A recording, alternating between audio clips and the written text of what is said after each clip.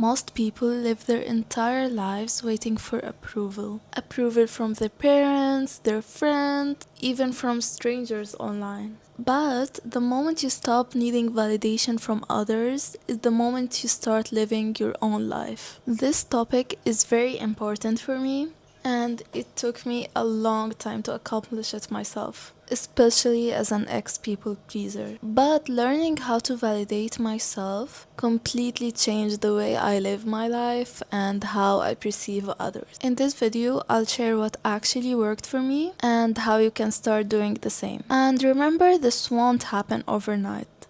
But consistency, one day you'll wake up and realize you no longer need permission to be yourself. Hi, I'm Yasmin and I share videos like this on my YouTube channel along with some vlogs, so if you're interested in that, hit subscribe and like this video. Your support means the world to me. So, our number one thing is detaching your self-worth from people's opinion. One of the biggest traps people fall into is letting other people define their worth. Sometimes we care too much what other people think. Like, what if they judge me? What if they don't like it? What people would think of me? But here's the truth. People will always have opinions. If you start your business, people will criticize you. If you start your YouTube channel, people will make fun of you. If you become successful, people will envy you. So if opinions still exist anyways, no matter what you do, then why do they matter? Always remember that people's opinion will change nothing about your life unless you give them the power to. If something genuinely makes you happy and aligns with who you are, then what's stopping you to do it? Other people's opinions shouldn't dictate your life in any way. Our second thing is defining your worth. So this is actually a small exercise that really helped me. So it's really simple. It's kind of like journaling. Take a paper and you start writing all the qualities you have. Don't write your insecurities, don't write your flaws, just focus on your quality, like what you're good at. For example, it can be I'm ambitious, I'm creative, I'm friendly, I have dreams and goals, I always put on a smiley face. Many of us put ourselves on a magnifying glass and start criticizing everything that we do, but we really acknowledge what we're actually good at. Sometimes we can be so harsh on ourselves that we forget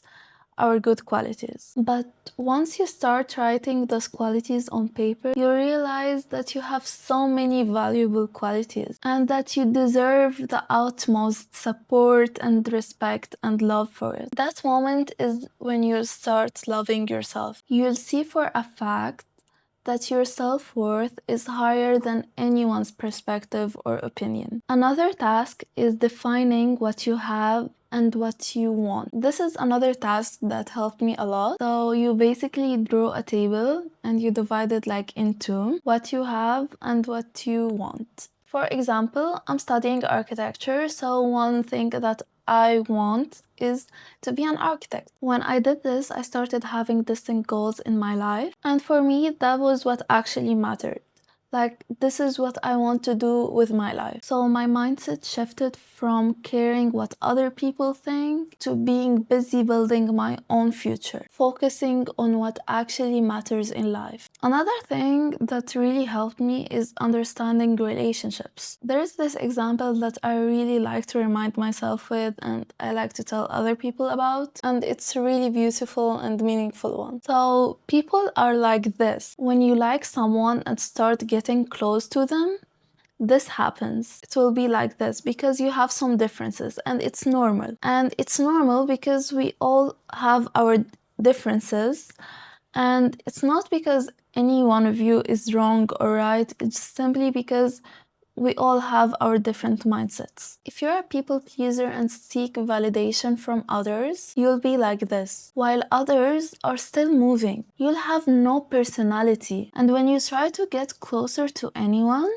you'll get hurt. Because when you constantly change your personality to please others, people won't see the real you. Healthy relationships don't require you to erase your personality. They require mutual respect for one another, like two individuals who choose to eventually do this. The last thing is stop performing and start living. A lot of people live their whole life performing to please others, acting in ways that they think that would make them more likable, saying things that would make them more acceptable, hiding parts to avoid judgment. But when you live like that, you lose the connection with who you are. And self-validation begins when you stop asking what other people would think. Like, do they approve of me? Instead, you'll start asking if you're proud of the person you're becoming. That question alone will change everything about your life. Lastly, learning how to validate yourself is a journey. You won't wake up tomorrow feeling completely free of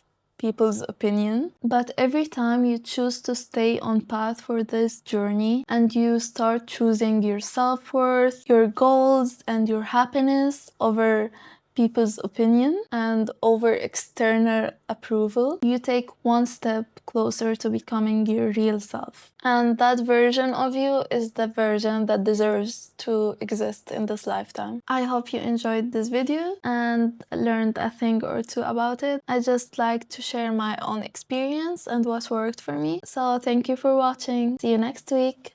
Bye bye.